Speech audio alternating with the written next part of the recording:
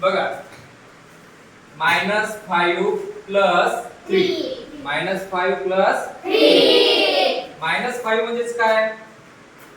Minus किती वेळा आहे? 5 वेळा.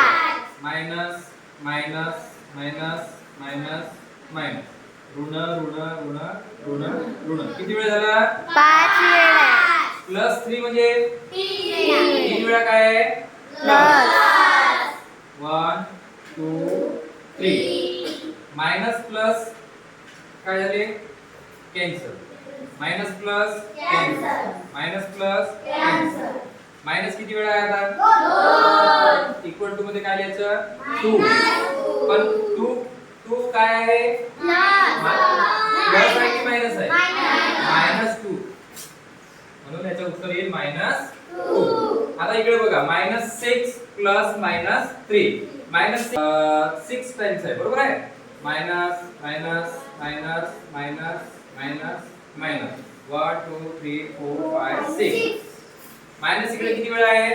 3 वेळा. ऋण किती वेळा आहे? 3. 1 2 3. आता हे ऋण मोजायचे किती झाले? 1 2 3 4 5 6 7 8 9. उत्तर किती? 9. पण 9 काय आहे ते? मायनस म्हणजे ऋण. तर याचे उत्तर किती? -6 प्लस -3 -9. आता हे 6 काय आहे? इथं कोणतं चिन्ह आहे म्हणजे काय आहे? Plus. Plus 6 plus plus plus plus plus plus 1 2 3 4 5 6 -3 म्हणजे काय? हा मायनस किती वेळा आहे? 3 वेळा. 1 2 3. तर minus plus cancel. Minus plus cancel. Minus plus cancel. काय राहते? काय आहे ते? हे मायनस आहे. काय आहे ते? प्लस. किती आहे? 3. याचं उत्तर काय आलं? +3.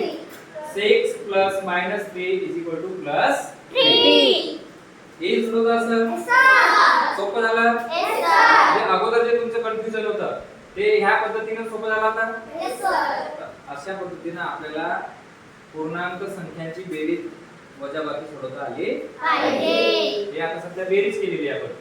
बेरीज बेरीज बेरीज. आलं का लक्षात?